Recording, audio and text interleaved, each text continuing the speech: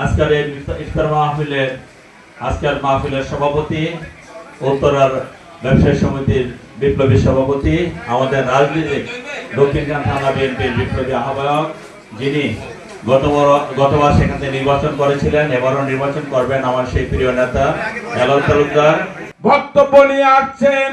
আমাদের প্রাণ প্রিয় নেতা 18 আসনের আমাদের প্রিয় নেতা, যাকে 12 তারিখে আপনারা জীবন বাজি রেখে নির্বাচিত করে আমাদের 18 আসনের পক্ষ থেকে সংসদে পাঠিয়েছেন, সেই আমাদের প্রাণ প্রিয় নেতা, সুখ দুঃখের সাথী এম জাহাঙ্গীর হোসেন এখন আপনাদের সামনে বক্তব্য নিয়ে আসছে। বিসমিল্লাহির রহমানির রহিম।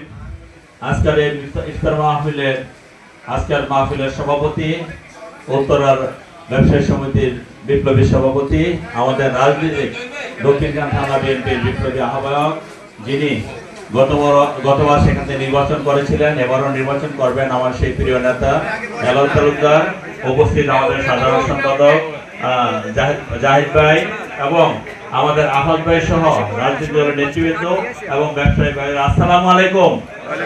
আমি আসলে আমি কৃতজ্ঞতা জানাই যে আমাকে আপনারা নির্বাচিত করেছেন, আল্লাহ রাব্বুল আলামিনের শুকরিয়া জানাই।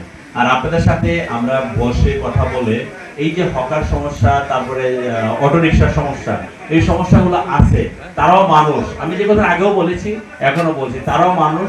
তাদের সাথে কথা বলবো, আপনাদের সাথে কথা বলবো, একটি যৌক্তিক সমাধান আমরা করব। পাশাপাশি এটাও ঠিক, আপনাদের মার্কেটের পাশে যেভাবে দোকান নিয়ে বসে থাকে সেটা অনেক দৃষ্টিকোণের সমস্যা। আমি নিজেও সেদিন এই রাস্তায় আসতে পারিনি, এটা বাস্তব, এটা আমি বুঝি।